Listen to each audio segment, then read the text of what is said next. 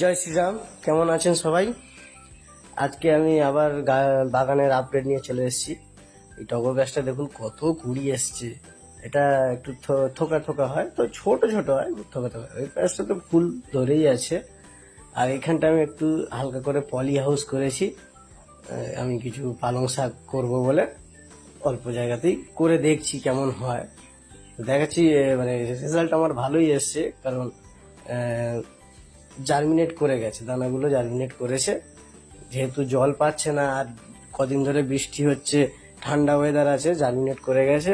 আশা রাখছি ভালো রেজাল্ট পাবো। যদি ভালো রেজাল্ট পাই আরো একটু বাড়াবো, পলি হাউসটা একটু বাড়াবো। আর কালকের কামিনী গাছটা আজকে পুরো ফুলে ভরে গেছে। আজকে এখানে একটা জবা গাছটা, এটা ফুল ফুটবে, ফুলগুলো ফুটবে। এটা আমার কাঁচা গাছ, এটা নিচে আছে। এই ছিল ভিডিও। ভালো লাগলে লাইক করবেন, শেয়ার করবেন, সাবস্ক্রাইব করে পাশে থাকবেন। ধন্যবাদ, ভালো থাকবেন।